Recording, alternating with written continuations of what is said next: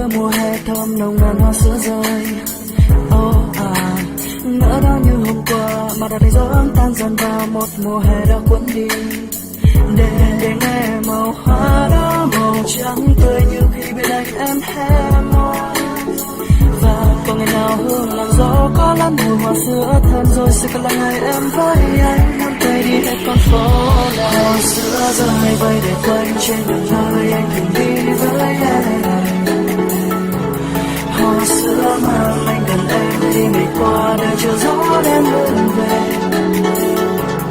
Hoa sữa rơi anh nhặt lên đưa vào tay em đặt trên mái tóc em. Hoa sữa ơi sao thì bên em dài đâu để anh đến cánh hoa này.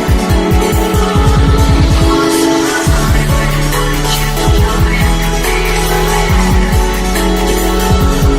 Hoa sữa mang anh gần em đi ngày qua đời chờ gió đem hương về. Hoa sữa rơi anh nhặt lên đưa vào tay em đặt trên mái tóc em. Hoa sữa ơi sao thì bên em dài đâu để anh đến cánh hoa Vì hoa rơi chút sang sau những bước chân sương hòa tan một phần. Khi anh tàn phai để lại mùi hương trong anh lá vàng còn vẫn là hôm qua thôi để vương vấn một mùa thu rất em đi qua những thăng trầm để anh biết như một phần nào đó trong hai đến nhưng muốn gần lại vì mình vẫn cần những lần đầu tiên tìm về ngọt ngào trong ký ức dần đưa anh có về bên như vật ngàn những củ rượu cái lên tường với màu trắng hà nội cũ nắm tay em vắng tay phố không người trách gì anh còn giữ những đắm say anh ngắm đây cánh hoa để tặng theo gió từng mùa thu. Giữa gió thu tràn về con phố đó mới đưa mùa hè thơm nồng nàn hoa sữa rơi.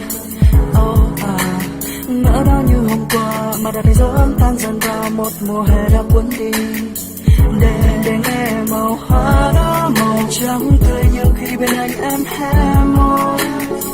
Và có ngày nào hương làn gió có lắm mùi hoa sữa thơm rồi sẽ còn là ngày em với anh nắm tay đi hết con phố này. Hoa sữa rơi vơi để quanh trên đường